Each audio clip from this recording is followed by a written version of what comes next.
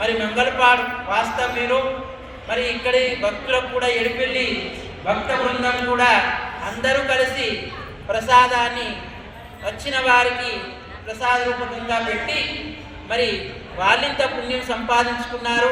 మరి ఎడిపెళ్ళికి మూడోసారి నుంచి కూడా వస్తున్న వాళ్ళ యొక్క భక్తికి మేము ప్రసన్నులై వాళ్ళందరికీ మాతో ఉన్న వారందరికీ ఇక్కడ సేవ చేసిన వారందరికీ మా కార్యకర్తలకు ఈ యొక్క ఎడిపెల్లి గ్రామ భక్తు బృందాలకందరికీ ఆ భగవంతుని యొక్క ఆశీస్సులు మా యొక్క మంగళాశాసనాలు ఇస్తూ ఆ భగవత్ అనుగ్రహ ఎల్లవేళలో ఉండాలని కోరుకుంటూ అది కూడా ఆ గంగామాత యొక్క అనుగ్రహ ఇది దామోదర మాసం.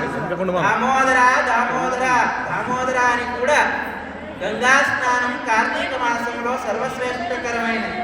పాపాలు ప్రక్షాళన చేసుకోవడానికి అయ్యో నడిచిన వారంతా పాపాత్ములా కాదు, పుణ్యాత్ములున్నారు. ఏ జన్మలో ఉన్నటువంటి పాపాలు కొంతైనా నశించడాని కోసం మన యొక్క ధర్మాన్ని సనాతన ధర్మాన్ని కాపాడడాని కోసం ఈ సనాతన ఋషి సంపత్తితో వచ్చినటువంటి ధర్మము సనాతనములో ఋషులు కూడా త్రివేణి సంగమాల వైపుకు నది ఒడ్డున వైపుకు కార్తీక మాసములో మరి సర్వశ్రేష్టకరమైనటువంటి గంగా స్నానం ప్రధానమైంది.